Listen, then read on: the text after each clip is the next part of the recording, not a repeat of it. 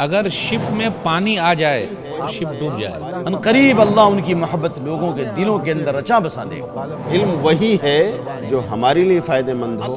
اللہ تعالیٰ نے ہمیں کس لیے دنیا میں پیدا کیا ہے؟ آپ کا کام اللہ کا پیغام پہنچانا، اس میں آپ جٹے رہیں. تاریخ کو پڑھنا ہمارے لیے بحیثیت ایک مسلم طالب علم کتنی اہمیت ہے اس کی. اپنی تاریخ سے ناواقف ہو وہ قوم اپنے مستقبل کے معالم کی تعین نہیں کر سکتی. ماں کے حسن انتخاب سے ہونا چاہیے، وہ بچوں کا مستقبل ہے. میاں بیوی کے درمیان جو اختلافات ہوتے ہیں اس میں غلطیاں کم، غلط فہمیاں زیادہ ہوتی ہیں. وما ارسلناک الا رحمتا للعالمین. سب سے زیادہ ہمارے اخلاق کے حسنہ کے مستحق ہمارے والدین ہوتے ہیں.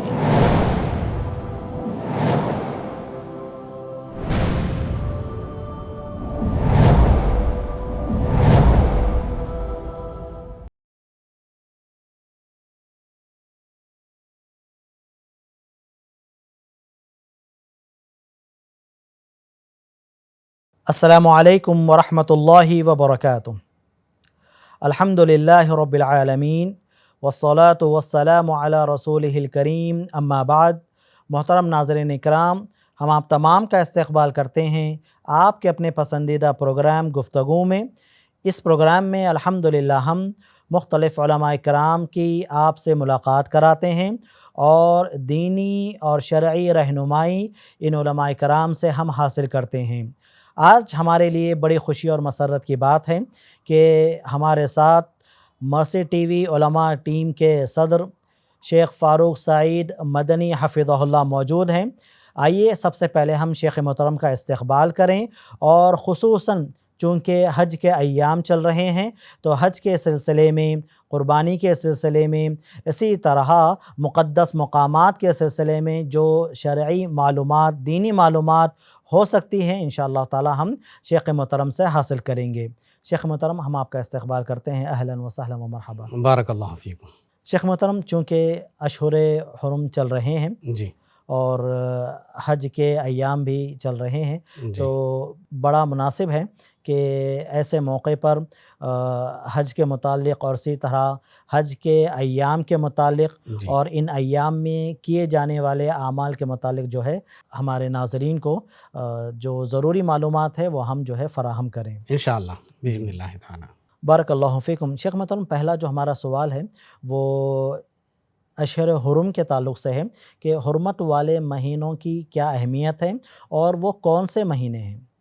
جی، سورہ توبہ میں اللہ تعالیٰ نے فرمایا ان عدۃ الشہور عند اللہ 12 شہرا فی کتاب اللہ یوم خلق السماوات والارض منها 4 حرم ذلک الدین القیم فلا تظلموا فیہن انفسکم وقاتلوا المشرکین کافۃ کما یقاتلونکم کافۃ واعلموا ان اللہ مع المتقین.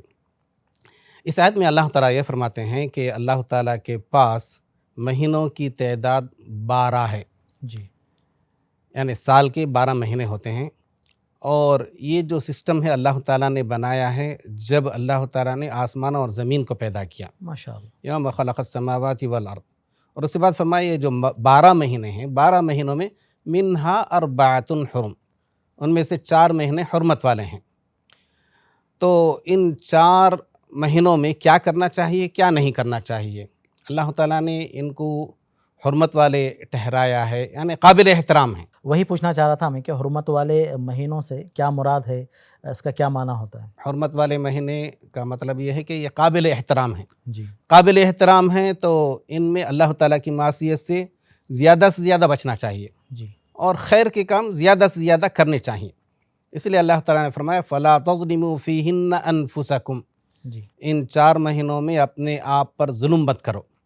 اللہ تعالیٰ کی معصیت کر کے، اللہ تعالیٰ کی نافرمانی کر کے تم اپنے آپ پر ظلم مت کرو، اپنے آپ کو اللہ تعالیٰ کے غضب اور غصے کا مستحق نہ ٹھہراؤ. فلا تظلموا فیہن انفسکم، یہ اللہ تعالیٰ کا فرمان ہے. اور یہ جو 4 مہینے ہیں یہ کون سے ہیں؟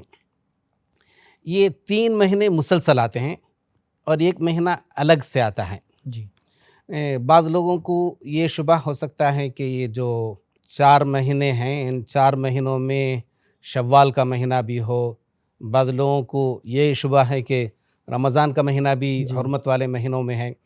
نہیں رمضان کا مہینہ قابل احترام ہے، اس میں کوئی شک نہیں، بالکل لیکن خصوصی طور پر اللہ تعالیٰ نے جو 4 مہینے حرمت والے قرار دیے ہیں ان میں نہ تو رمضان کا مہینہ ہے اور نہ شوال کا مہینہ ہے، بلکہ یہ ذوالقعدہ سے شروع ہوتا ہے۔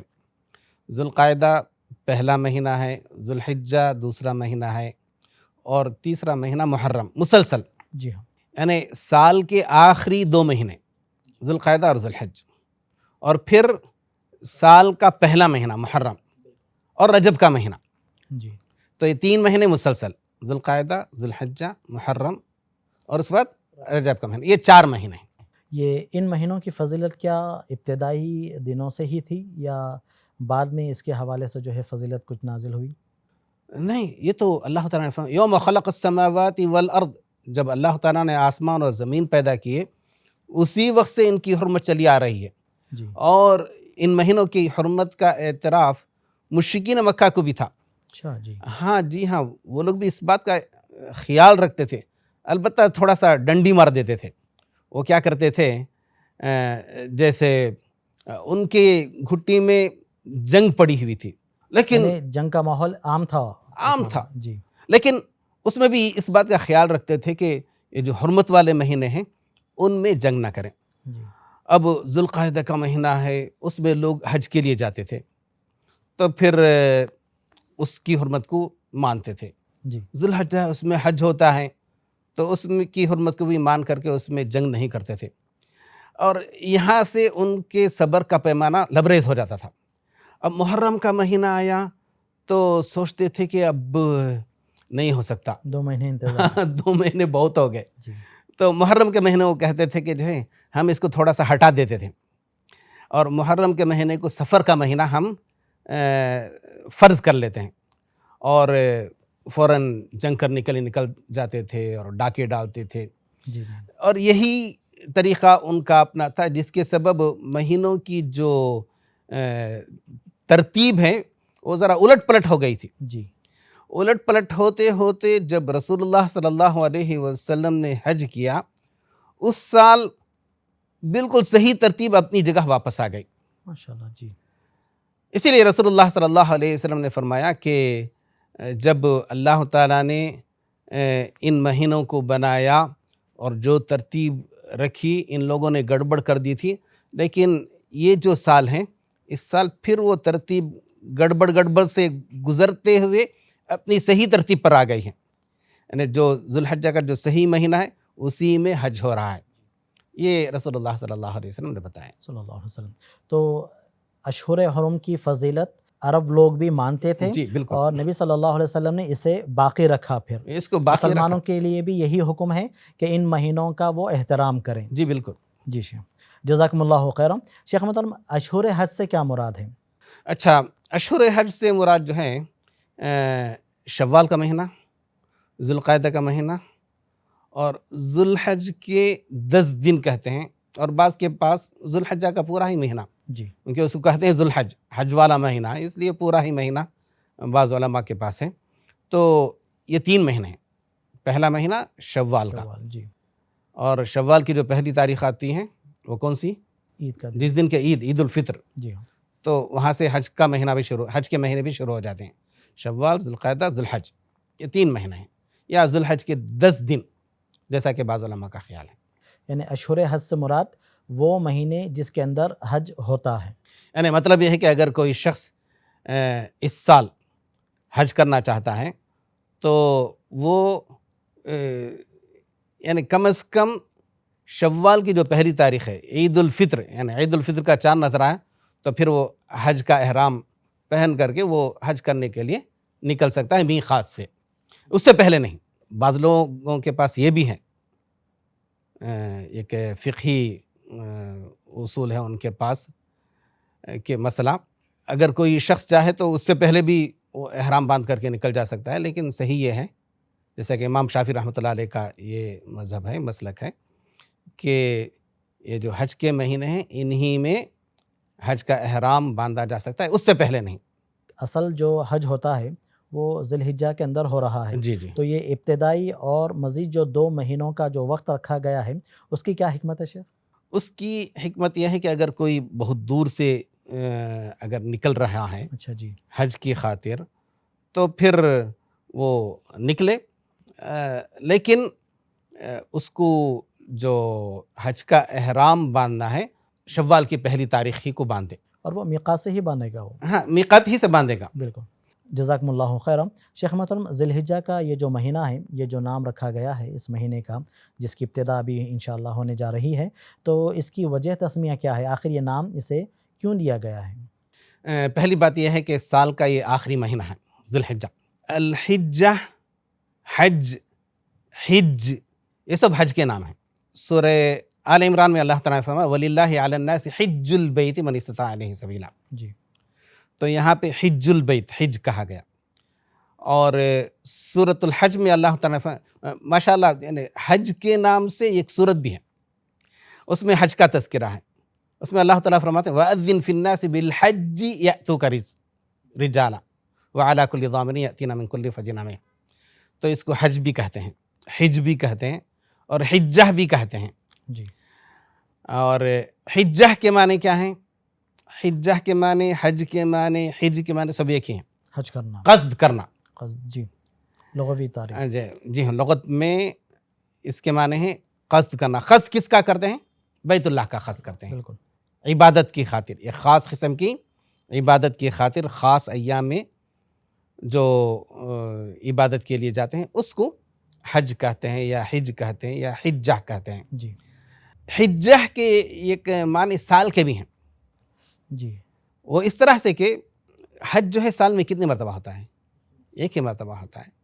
تو اس لیے وہ سال کے معنی بھی حجہ کے آتے ہیں. اس لیے اللہ تعالیٰ نے فرمایا جب موسیٰ علیہ السلام کا ذکر آیا، مدین گئے تھے اور وہاں پر جن سے ملاقات ہوئی، جن کی لڑکی سے شادی کرنے پر اتفاق ہوا، تو انہوں نے یہ شرط رکھی تھی عَلَىٰ أَن تَأْجُرَنِي 8 حِجَج، کہ تم میرے پاس مزدوری کرو گے 8 سال تک. تو یہاں پہ حجج، حجہ کی جمع ہے، اور وہاں پر حجہ کے معنی سال کے ہیں. چونکہ سال میں ایک ہی مرتبہ حج آتا ہے، اس لیے اس کو سال کو حجہ بھی کہتے ہیں. تو ذی الحجہ، اس پھر یہ دونوں ملا کر کیا معنی ہوگا اس کا مطلب؟ یعنی وہ مہینہ جس میں حج کے اعمال بجا لاتے ہیں، حجاج جس مہینے میں حج کرتے ہیں اس کو ذی الحجہ کہتے ہیں. چونکہ اسی مہینے میں حج کے اعمال بجا لائے جاتے ہیں، اس لیے اس مہینے کو ذی الحجہ کہتے ہیں. یوم الترویہ سے بولنا چاہتے ہیں. جی ہاں، یوم الترویہ سے. لیکن یوم الترویہ ہی نہیں، اس سے پہلے بھی کوئی احرام کی حالت میں آ جاتا ہے، میقات سے احرام باندھ لیتا ہے، تو وہیں سے اس کا حج شروع ہو جاتا ہے. البتہ جو مخصوص اعمال جو بچا لاتے ہیں وہ یوم الترویہ سے وہ شروع ہوتے ہیں، حج کے اعمال. شیخ محترم بارک اللہ فیکم، عام طور سے یہ لفظ بڑا مشہور ہے، عشر ذی الحجہ، لیکن عام لوگوں کو اس کا معنی و مطلب سمجھ میں نہیں آتا ہے، تو آپ پہلے اس کے معنی اور مطلب کی وضاحت فرمائیے. عربی میں عشر کہتے ہیں 10 کو، جی، اور یہاں پر عشر سے مراد عشرۃ ایام، 10 دن مراد ہیں. جی، اور عشر ذی الحجہ کا مطلب ہوتا ہے ذی الحجہ کے 10 دن. اور ذی الحجہ کے کون سے 10 دن؟ پہلے 10 دن، بیچ کے 10 دن، یا آخری 10 دن. تو اس سے مراد ذی الحجہ کے پہلے 10 دن ہیں. جی، ذی الحجہ کی پہلی تاریخ سے 10ویں تاریخ تک کے یہ جو 10 دن ہیں، تو عشر ذی الحجہ سے مراد یہ ایام مراد ہیں. ایک معنی میں مہینے کے ابتدائی 10 دن بس ذی الحجہ کے. بالکل شیخ، بارک اللہ فیکم. ان ایام کی کیا فضیلت ہے اور کیا اہمیت ہے؟ دیکھیے، رسول اللہ صلی اللہ علیہ وسلم نے جو بیان فرمایا اس کی روشنی میں ہم کہہ سکتے ہیں کہ دنیا کے سب سے افضل ترین ایام ہیں ماشاءاللہ. جی، یہ جو 10 دن ہیں. بہت سارے لوگوں کو ان ایام کی اہمیت کا پتہ نہیں، جی، لیکن رسول اللہ صلی اللہ علیہ وسلم نے بیان فرمایا کہ ان ایام میں کوئی بھی عمل صالح کرنا دیگر ایام میں عمل صالح کرنے سے اللہ تعالیٰ کے پاس بہت ہی زیادہ پسندیدہ ہے. ماشاءاللہ. جی، اللہ تعالیٰ کو یہ بات بہت پسند آتی ہے کہ بندہ ان ایام میں عمل صالح کرے، ایسے اعمال بجا لائے جن سے اللہ تعالیٰ خوش ہوتا ہے، جی، اللہ تعالیٰ راضی ہوتا ہے. تو تو اس سلسلے میں رسول اللہ صلی اللہ علیہ وسلم نے فرمایا ما من ایام العمل الصالح فیہن احب الی اللہ من هذه العشر یا من هذه الایام، کہ ان 10 دنوں سے زیادہ دیگر ایام میں اللہ تعالیٰ کے پاس بہت زیادہ عمل صالح کرنا پسندیدہ ہے۔ تو صحابہ نے ایک سوال کیا، صحابہ کے دل میں ایک شبہ پیدا ہوا کہ ہم تو اللہ کے راستے میں اللہ کے دشمنوں سے لڑنا، جنگ کرنا، اس کو سب سے زیادہ عمل صالح سمجھتے ہیں۔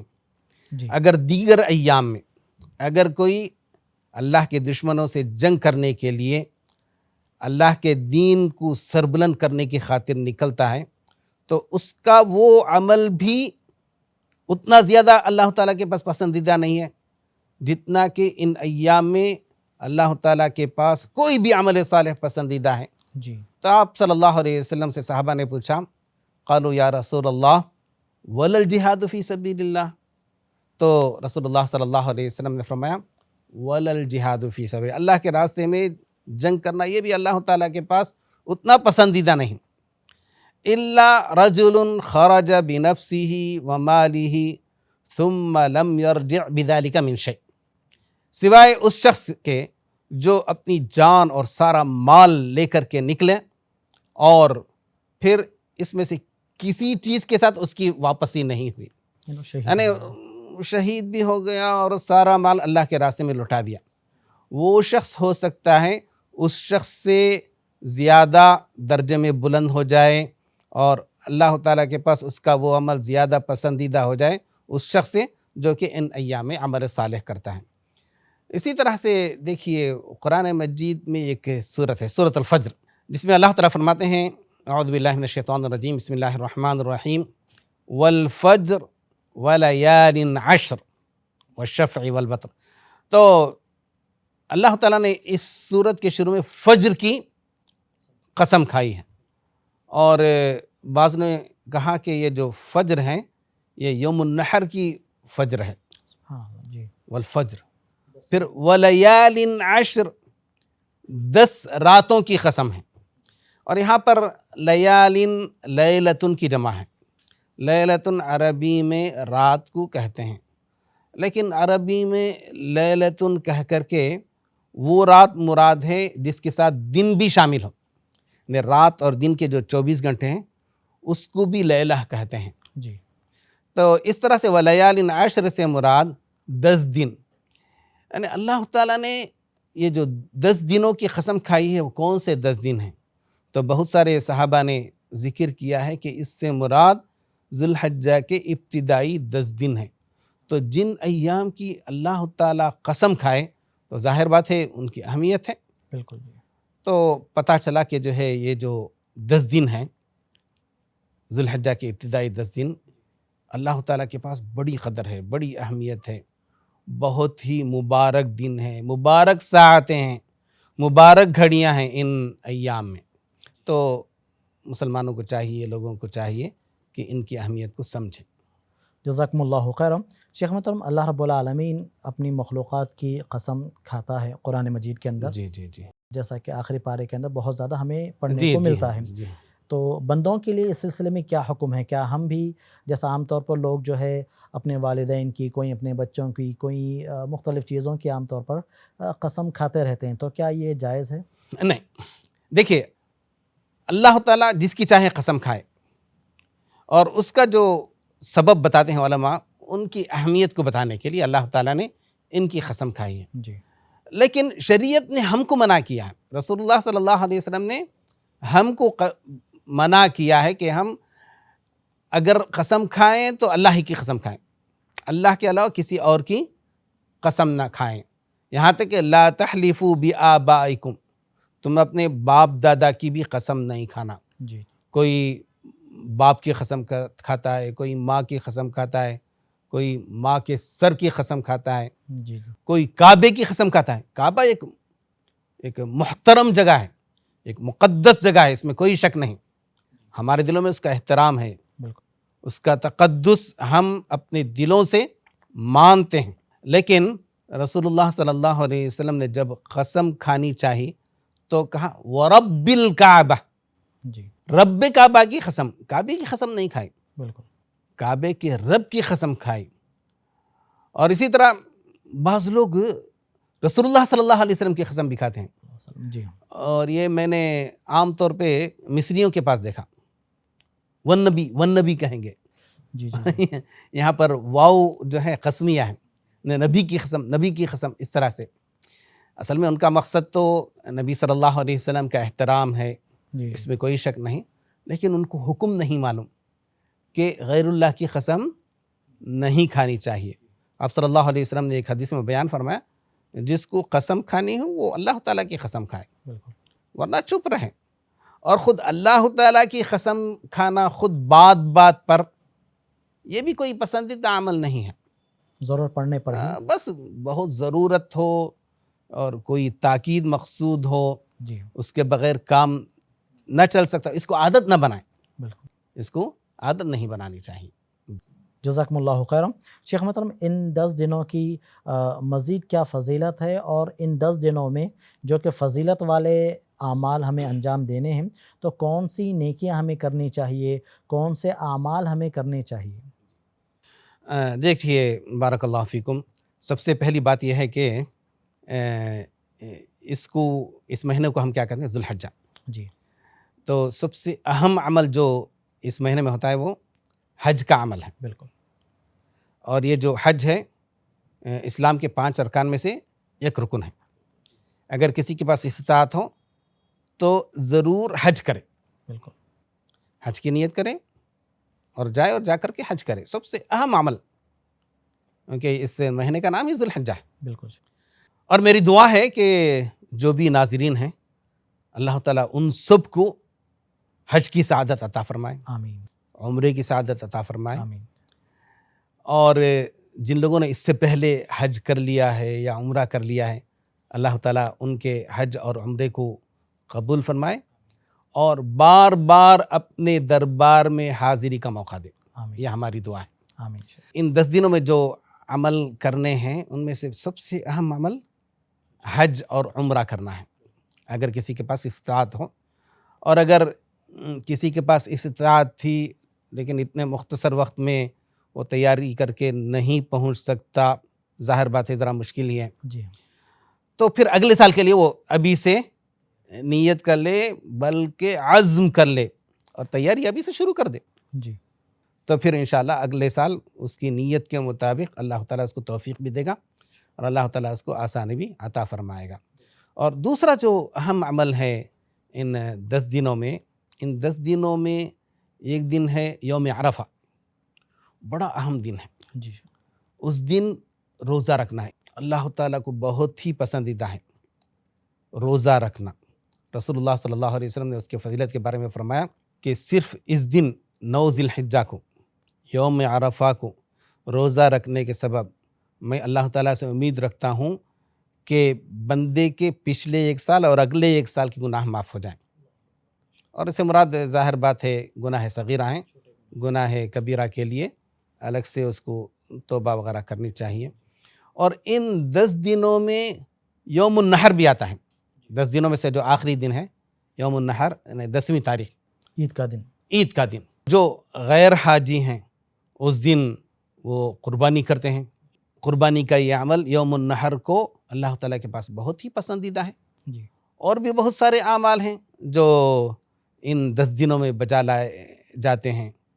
اور سب سے اہم کام یہ ہے کہ جو ہے ہم اللہ تعالیٰ کی طرف پورے خالص نیت کے ساتھ رجوع کریں، جی توبہ کریں، استغفار کریں، اور اس سے پہلے جو گناہ کر رہے تھے ان سب کو چھوڑ دیں اور نمازوں کا اہتمام کریں، جی نمازوں کی پابندی کریں.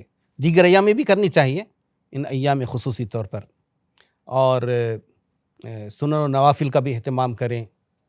اور اگر کسی کی استطاعت ہو تو یہ سارے 9 دن بھی روزہ رکھ سکتا ہے. جی ماشاءاللہ. عرفے کے علاوہ بھی مکمل. جی ہاں اگر چاہے تو کر سکتا ہے.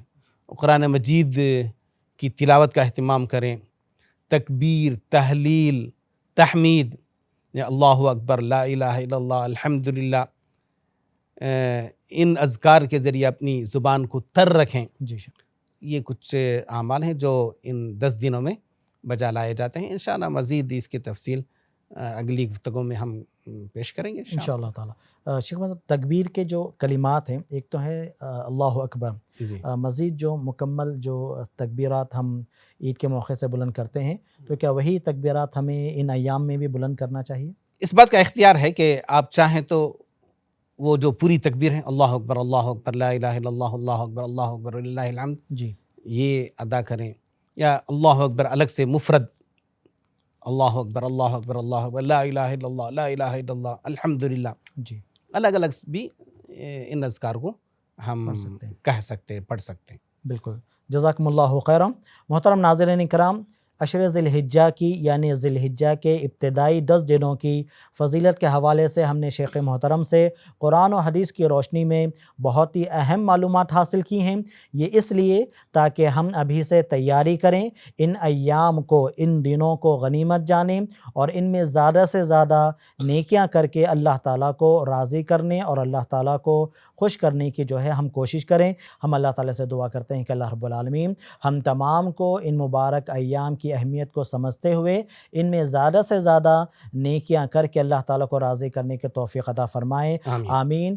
جزاکم اللہ خیرا. وآخر دعوانا الحمد للہ رب العالمین وصلی اللہ علی نبینا محمد.